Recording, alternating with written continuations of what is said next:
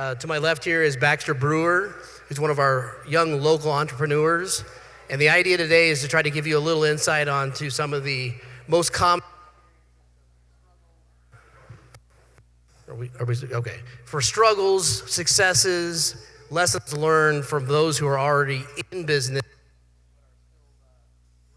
as they go. So Baxter, you want to introduce yourself and tell us a little bit about your business and how you got started? Yeah, my name's Baxter Brewer. I own No Limits Landscape and Irrigation. We do all kinds of stuff, outdoor living spaces, build all kinds of fence from 5 miles of fences on ranches to ornamental fences in your backyard. We don't do irrigation anymore, just irrigation repairs. Anyway, pretty much anything outside around your house or on your ranch, we can do it. So basically some of the questions that I thought of, having been in business myself for 25 years with small businesses, is I'd like Baxter to kind of talk about some of his early experiences when he first was starting to try to open a business and the struggles that you faced trying to find startup capital, finding employees. You know, give us some of the things that are very common to most small businesses, and then kind of how you overcame those challenges. I think the biggest one for everybody is having enough capital to have the confidence to quit your job and rely solely on yourself. Basically what I did is I had a full-time job, and just every afternoon, every single weekend, I was finding as many jobs as I could do on the side, cutting down trees, hanging Christmas lights. I would buy four-wheelers and Polarises on Facebook and fix them and resell them. I had goats. I would buy exotic hoof stock and resell it. Any kind of job. I was working 7 days a week, not just my full-time job, but side jobs as well. And I just worked and worked and worked and saved and saved and saved until I had enough money that I was making more on the side than I was at my full-time job. So I just quit and started on my own. And I think the biggest deal is you just have to really commit to working really hard all the time to save up enough capital, or find somebody who will invest in you, but then you're kind of at their mercy, and I'd rather not be. So Baxter hit on a couple key points. So first and foremost, the first thing he said was you need to be properly capitalized. And a lot of businesses always get started with a great idea or a service they think is unique, but they don't have enough capital to be able to sustain and grow their business as you try to build revenue. And so I think one of the things that he would probably agree with is that it's crucial for whatever your business model is, whether it's traditional brick and mortar or a service industry or it's a social online platform, is you've got to be properly capitalized, where you need to be able to have income that has nothing to do with your business venture. You need to assume no profit and be pleasantly surprised until you're established. I think the second thing he was talking about was people have, I think, a false perception of self-employment and small business, which is that, oh, I got this great idea, I'm gonna make all this money, life's gonna be great.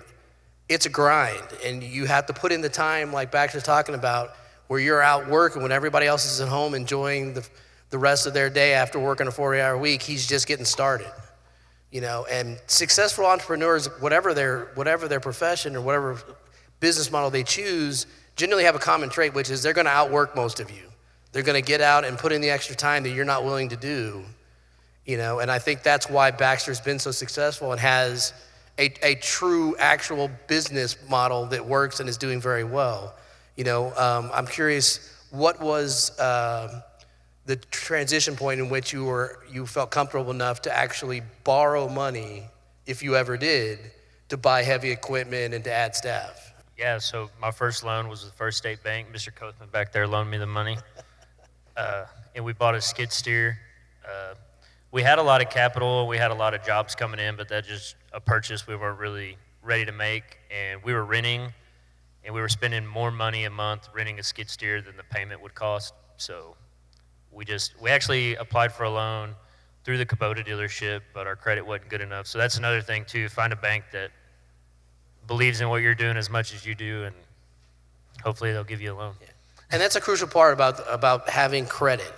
And for a business, if you're not established, you have no business credit. So it's going to rely on your personal credit and your assets, of which many startups have little or none.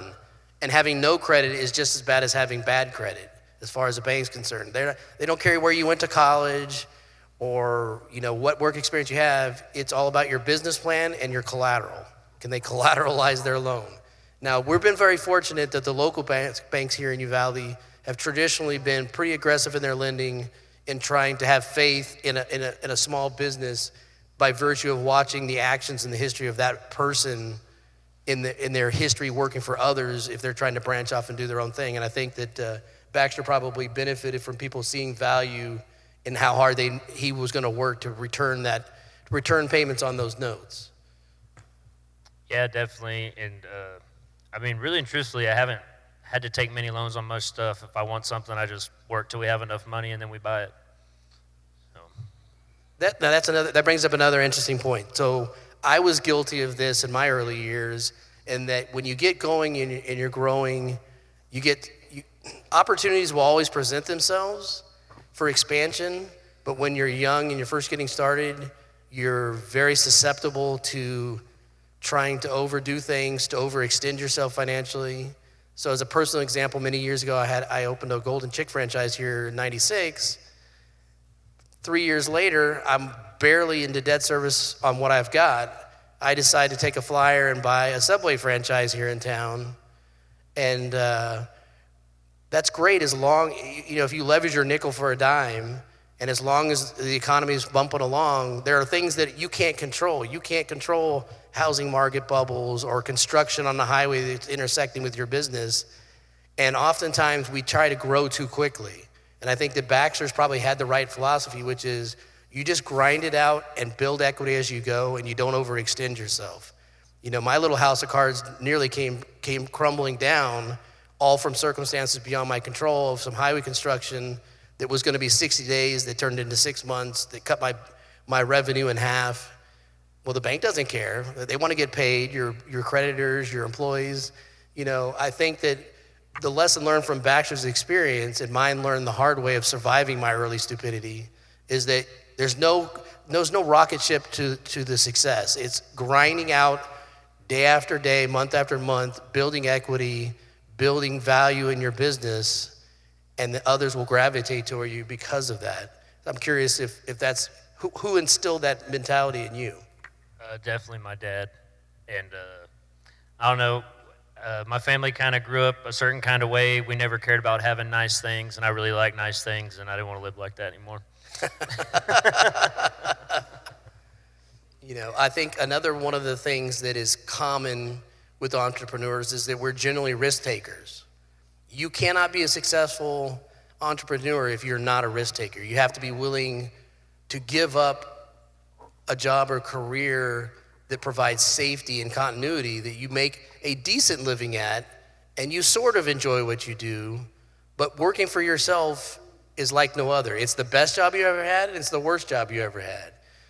Most days you're excited because you're in control of your own circumstances, but when employees don't show up or things beyond your control happen, a payroll check doesn't come unless there's revenue. When you work for someone else, you never really worry about whether your payroll is going to be on time. When you're self-employed, payday is the least favorite day of the week, because that's the one day your bank account is going to plummet, and you got to worry about making enough money to the next one. So I would say that being capitalized, properly capitalized, meaning that you have enough money to survive a fiscal year at least, not including what you need as down payment to get started with your business. I think having a spouse or partner, if you do, that is not engaged, employed, or part of your organization is crucial. You need to have income that is outside your business venture to provide you some stability to get through the lean times. Because oftentimes the difference between a successful business and a failed business is literally whether they have the means to survive the bad times and struggle through. So for many of us, like I said, you survive based on dumb luck, hard work, and the biggest difference, I think, is if you're going to start a business, is to being a risk taker is great, but if you do that without actually taking the time and energy to study and get a good representation of what the market you're about to enter is all about, that a great idea is great, but if you can't follow through on it because you didn't understand the market forces,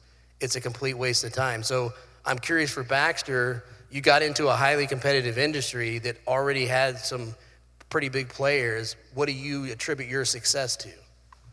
I wanted to build off what you said about your spouse. I definitely think having a spouse that has more faith in you than you have in yourself means a lot. You don't want somebody in your ear telling you you're not going to make it. You want somebody in your ear that's going to tell you are going to make it, and I think that's real important. As far as the competitive market thing, I mean, to be honest, all I heard all the time was everybody complaining about the landscapers in town. And I used to have a business partner, and all he did in college, he worked for a landscape irrigation company. So we just teamed up. We both didn't like our bosses and decided to do our own thing. Anyway, we did good. We're not in business anymore. That's another thing I'd say. Definitely don't go into business with your friends. Don't have any kind of business partner at all. If you can avoid that, it's best to make your own decisions and not have to worry about somebody else's opinion on it. So. And I'll piggyback on that. So have experienced being in business by myself and with family. It's a blessing and a curse, because when things go south, it's very difficult to delineate between what's personal and what's business. So again, I would echo, if at all possible, avoid partnerships that include friends and family. Sometimes they work out great, but that's usually the exception to the rule. And generally they work best if they're successful, because when they're not, it can get very uncomfortable at family reunions. Yeah, and if you're gonna have a partner, you definitely want them to be silent. And you want to emphasize silent partner. We don't want to hear what you have to say. Right. I think the other part of it is that when you have partnerships, again, sometimes they work successful, but when you have partnerships, when one person is the sweat equity and they're doing all the work, it gets really frustrating when the other party who benefits from the bottom line doesn't have the same financial and time committed to the goal. You know, and if they're not willing to stand by you through the hard times, then it's difficult to feel obligated to compensate them during the good times. Yeah, another thing I want to say too about, coming into a competitive market, mistake I see a lot of people in Uvalde do is they think they're going to go do what I'm doing or some other companies are doing, start a service company, and they'll come in and be the cheapest, and it's great. They have all this work, and they can't keep up, and then they have to hire their first employee, and then they get a job where you have to carry insurance, and then all of a sudden their prices can't sustain anymore. So I definitely think you need to make sure you're pricing your jobs to sustain a business. Right. And then the other thing is, it's similar to that is, whether it was my case when I had franchised restaurants and liquor stores, or it's an individual business, in a small community, you're only as good as your word. You're gonna make mistakes, staffs are gonna have fall short sometimes, but you're gonna be judged on how you react to that. Are you doing whatever it takes to make that customer happy? Are you getting, an old mentor told me, the bottom line is you never say no, and if you have to say no, you're offering a solution. It's always, how do I get to yes? Always. The customer's always right. Even if he doesn't know it yet, you're going to move him to a place that's acceptable for both parties. But you're only as good as your reputation. No matter what service you have, you'll be far more successful, even if you're not the cheapest guy, that if you do the best job and your customer feels like they got a great product for a great price, that's how you're going to build success. And I think that's probably been the success for you. Is that not correct? Yeah, and another piece of advice I give a lot of other people who are trying to get started out is, it's real hard to swallow, but sometimes you're just going to have to lose money. If you bid the job wrong, that's not your customer's fault. If you mess something up, that's not your customer's fault. It's on you. So that's right. If one of your employees quotes a service for a certain price, that's as if you said it. They speak on your behalf. And that's right. You eat the cost of that mistake because it's your reputation. The worst thing you can do is be right about the facts of an issue and lose a customer forever just to make yourself feel better about being righteous, about being more accurate of the accounting of that situation. Yeah, a prime example is I see people hit water lines, the city's not going to mark a water line on your property. If you hit that kind of stuff, just fix it. You know what I mean? It's not your customer's fault that you hit their water line, even if they didn't know where it was or you didn't know where it was. So I think the key takeaway would be is that we would encourage anybody who thinks they have a great idea for a small business to run with it, but do the due diligence to learn as much as you can humanly know about the industry you're getting into. Make sure that you have a source of revenue outside of your business to live upon. Always make worst case assumptions when it comes to income, and be pleasantly surprised rather than the other way around. Be careful of partnerships, particularly with family and friends, because of the consequences that come with the inevitable ups and downs. I think the other thing is going to be that you have to really feel a drive to do this. You will not succeed if you're not willing to work harder than your competitor. If you're not living to live up to your word on what you do and deliver, regardless of whether you make a profit or not. And I think the last thing would be that believe in yourself. Even when nobody else does, if you've done the due diligence, don't be afraid to take a flyer. Because most really successful people have had failures along the way. In fact, your failures are the most valuable thing you will ever experience, because hopefully you learn from them. Some of us are slow, and it takes a couple times to go around, as my wife would say, with a couple divorces in mind. It's like, I'm a slow learner, but you eventually get there. Hopefully the idea is that you learn from some of us to avoid those pitfalls by taking some of this information into account. Does anybody have any questions for Baxter? Because I look at Baxter as a perfect example of this generation's entrepreneur who nobody handed him anything, nobody guaranteed a successful life. He worked harder than everybody else, grinded it out, and is now starting to reap the rewards of that hard work. Is there anybody that has any questions for Baxter? Yep. All right, we'll do. Does anybody have any questions on getting started with a small business, or what's the best person? I will say, as a general rule, you want to be part of an association or a group. Chambers of commerce are fantastic, depending on what community you live in, whether they still have one or not.